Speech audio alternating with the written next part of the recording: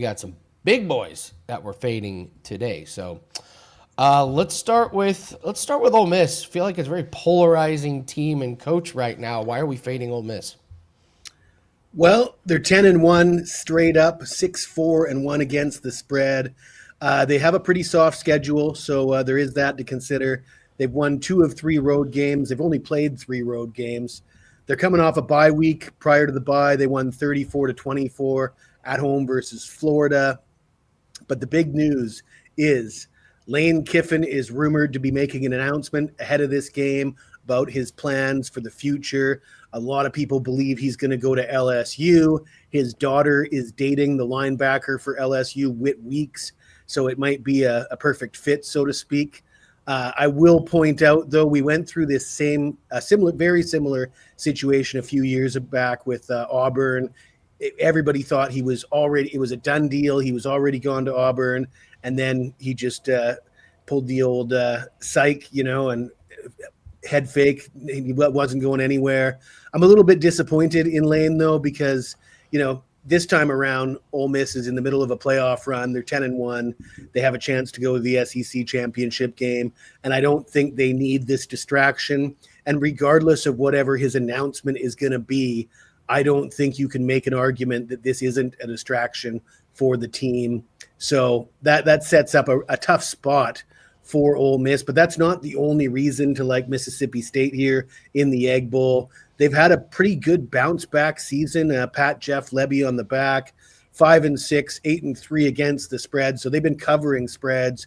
They're 3-3 at home, and they're playing for bowl eligibility. And for a lot of teams, that's not a big deal. But for a team that has lost as many games as Mississippi State over the last decade, that is a big deal. They've lost close games in SEC play to Tennessee, Florida, and Texas in overtime. They beat a ranked Arizona State team, and they do have themselves a quarterback. Blake Shapen is playing quite well at Mississippi State, coming over from Baylor. His home-away split's particularly interesting. 11 touchdowns, 2 picks, 62% passing. He's averaging 8 yards per attempt in his home games. This is a huge game for Mississippi State. The cowbells will be ringing, and I like their chances of winning this game outright. We'll take the 7 points. There might be a 7.5 available, but we're obviously going to sprinkle on the money line as well. Let's talk about this Oregon Ducks team. You're not buying them this week either, huh? Yeah, it's another case, Andy, of Oregon is the better team here. There's no question. On paper, Oregon should be able to win this game by at least a touchdown. The Ducks are 9-1, 5-4-1 against the spread. They've won all 4 of the road games, and they're coming off that big 42-27 win over USC. But does that set them up for a letdown here at Washington?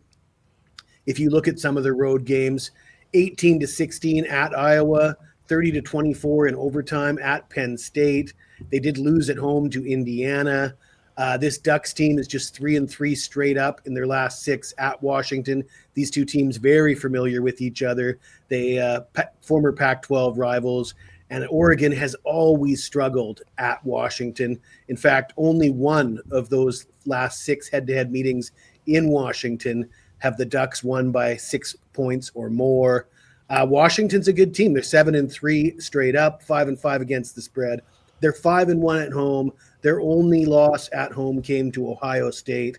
And I hear a lot of people using this game as evidence that Oregon can't compete with good teams because they lost 24-6 to Ohio State. I think that score was a little bit misleading. I don't like Oregon's chances of holding Washington to 6 points. And the fact that Ohio State scored only 24, I think, says a little bit about Washington. Speaking of Washington, they scored 48 points at UCLA last week. They scored 49 points at home against Purdue in their last home game.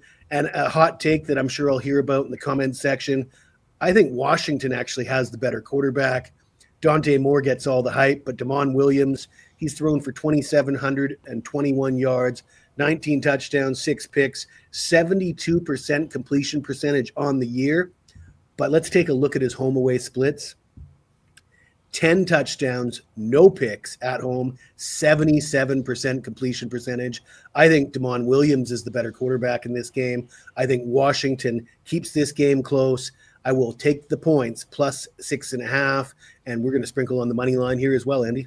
Approach the end of this college football season, but how do you approach these potential coaches leaving, these opt-outs? Is there a particular strategy, or do you just take it game by game?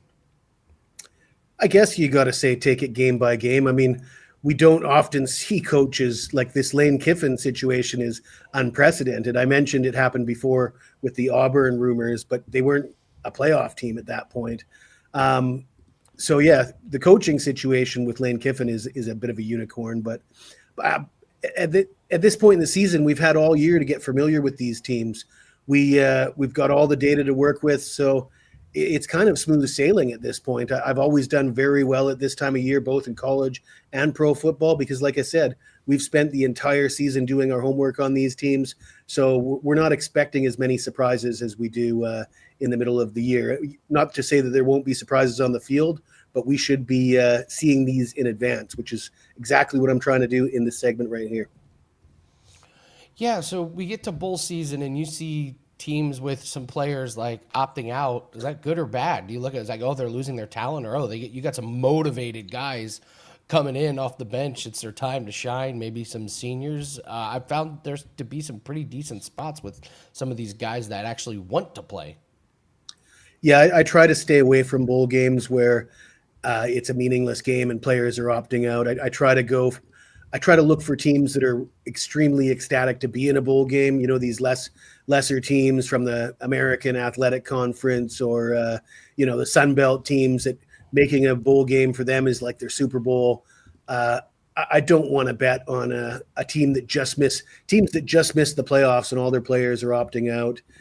I don't want to bet on them, and I don't want to fade them either, because like you say, some of these teams have fantastic backups that, will be motivated. It's too many variables. So I like to eliminate those games altogether.